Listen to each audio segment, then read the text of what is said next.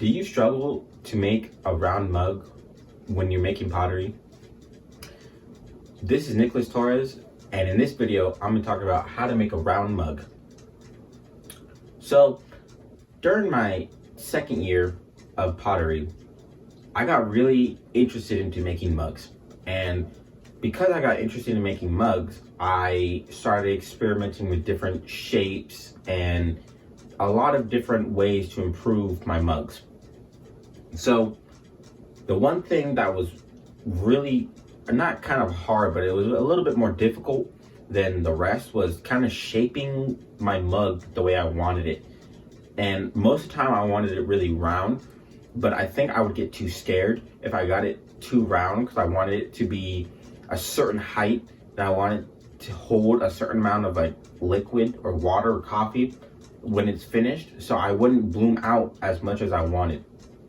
But I realized that when I bloom out, the more I bloom out, it kind of compensates for the height of the mug, because the inside of the mug is still going to be pretty wide, so it's still going to hold about the same amount of coffee, tea, or water that I wanted.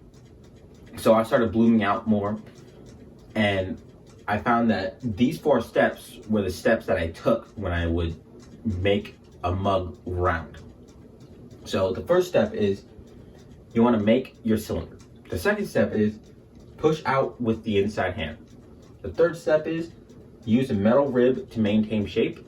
The fourth step is to pay attention to the rim.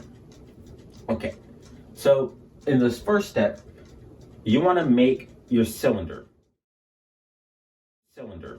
So obviously that's pretty simple, right? But I think that you should make a cylinder, probably if you want like 5 inches, make it 6 inches.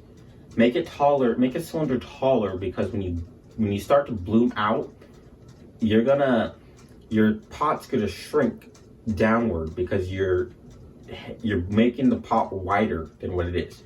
So make the cylinder a little taller than what you want it. So the second step is, once you have a cylinder, you want to start blooming out or pushing out with your inside hand, whatever hand it is, whether it's right hand or left hand.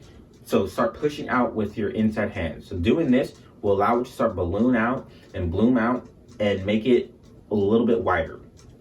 So the third step is you want to use a metal rib like this. Whoops. Metal rib like this.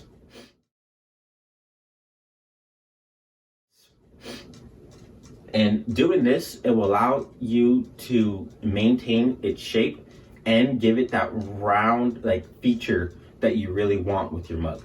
So use a metal rib like this. So the fourth step is, after you're done making using the metal rib and pushing out with your inside hand, then you want to start paying attention to the rim. Because when you do this, it's more than likely that your rim is going to get farther out than what you want. So pay attention to how you want it. Most of the time, I like my body to be pretty bloomed out, but I want my rim to be a little bit more in. I don't want it to be as bloomed out as the rest of the mug, because I think that looks better. So pay attention to how your rim looks, because if you let it go too far, then it just turns into a bowl. So pay attention to your rim.